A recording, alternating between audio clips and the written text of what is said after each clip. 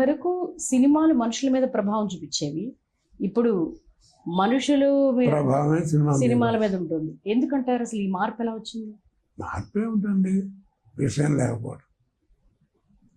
కేవిరెడ్డి గారిని ఇప్పటిదాకా మార్చగలిగారా? బాలచందర్ ఆయన ఎవరు ఏం చేస్తాం, అది స్టాండర్డ్ ఈ స్టాండర్డ్.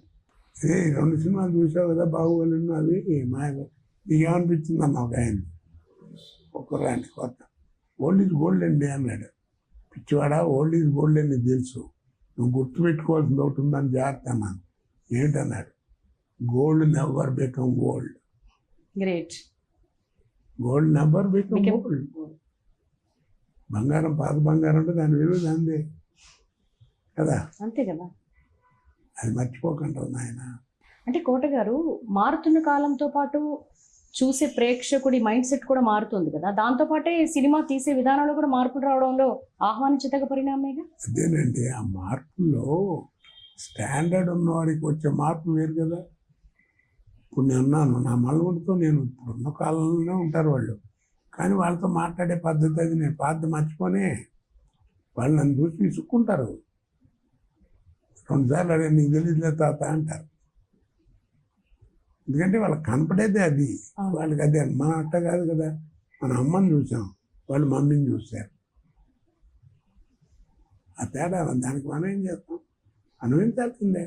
కాదు మన డ్యూటీ మనం చేయాలి. ఇప్పుడు మీకు విద్య నేర్పిన గురువు గారు, నాకు విద్య నేర్పిన గురువు, ఇంకా చాలామంది అందరికీ నేర్పిన గురువు ఒకే మాట చెప్పారు. ఎవరు చెప్పినా రోడ్డుకి ఎడం పక్కనే నడవమన్నారు, కుడి పక్కనే మాట రాలే వాళ్ళ నోటెంబడి.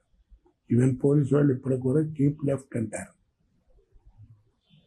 అంతేగాని కుడిపక్క గురించి మాట్లాడాల. ఇప్పుడు బైక్ అంటే కుడిపక్క అందరూ చెప్పామా, సాక్షాత్ కమిషనర్ ఆఫ్ పోలీసు వచ్చి కీప్ లెఫ్ట్ అన్నారు అనుకోండి, అది చాలామంది చెబుతారు, మేత చెప్పే మాట అనుకోండి సార్. అది సరే, కుడిపక్క నడిస్తే ఏమవుద్దండి అంటాడు.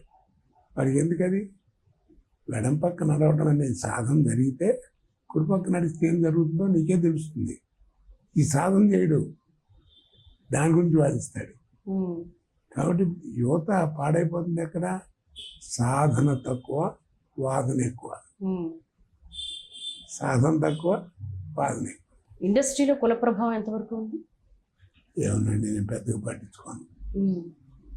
ఆ ప్రభావం ఉందని నాకు తెలిస్తే నేను ఇట్లా ఉంటాను, 40 ఏళ్ళు బతకలేను.